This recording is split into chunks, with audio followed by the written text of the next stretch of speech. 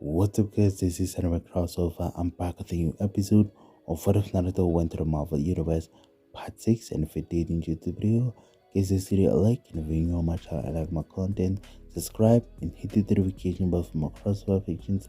Now let's begin this new video. Chapter 7. All Hallows Eve. The 31st of October. Halloween is today, a day that was traditionally regarded as the day to keep off bad spirits from harming mankind. When the barrier between the human and spirit worlds is at its weakest, spirits from the past and monsters are free to roam the earth. It has now become a time of delight for people of all ages, with toddlers roaming around neighborhoods asking for candy and adults hosting costume parties with friends and family. The period of being afraid of what lurked in the shadows was over.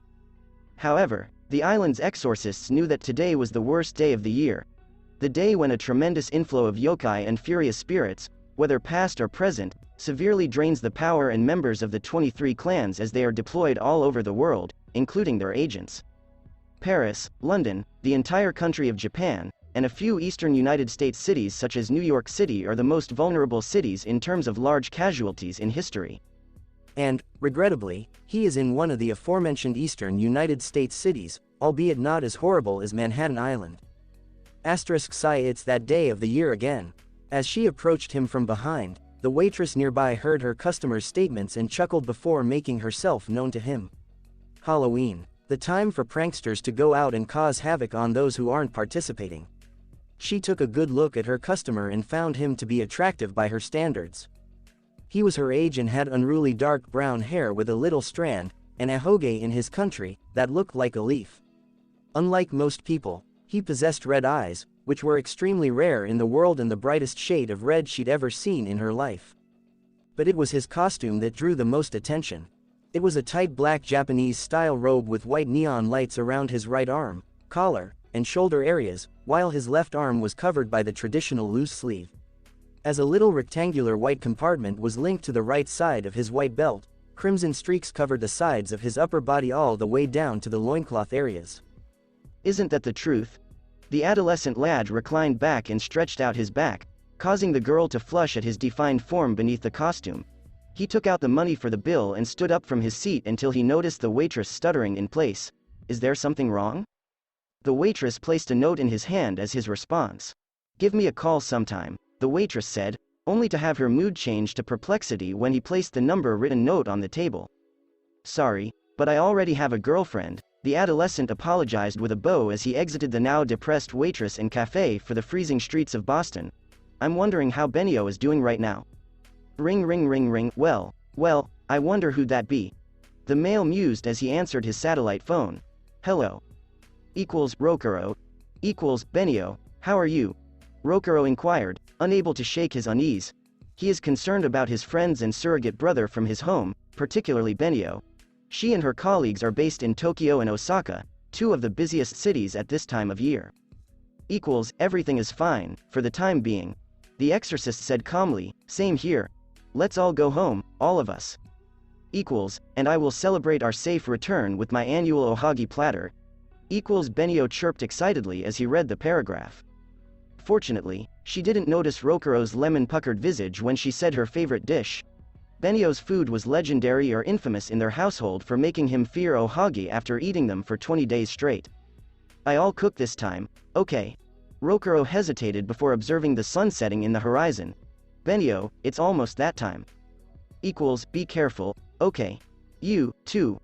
Rokuro went through the crowded streets, ending the phone call and placing the cellular device in his pocket, to build barrier talismans across the city before the gateway is weakened and the yokai return to their world.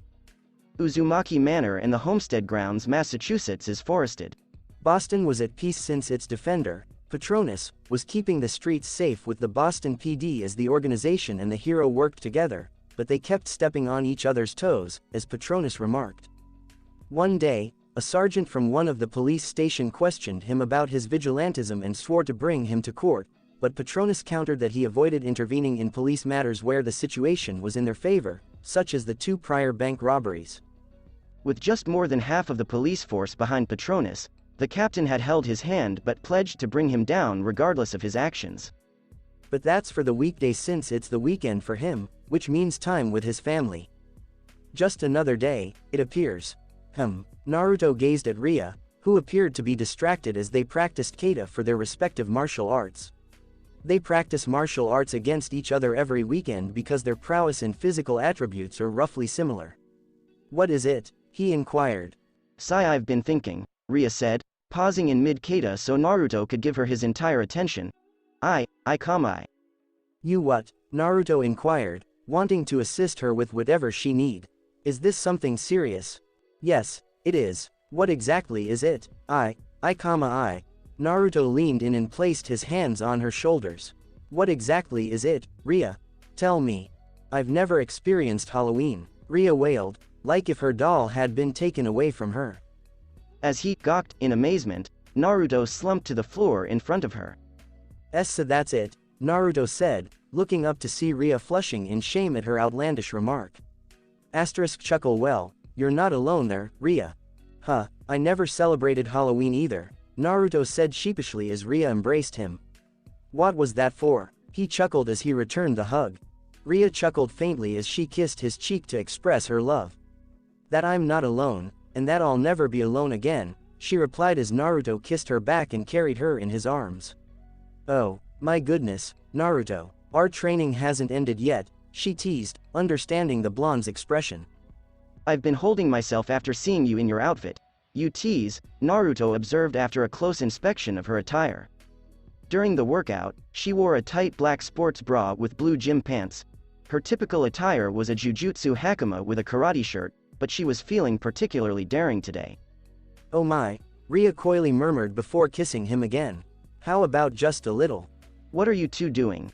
The two came to a halt in their makeout session when they noticed Kuroka standing in front of them.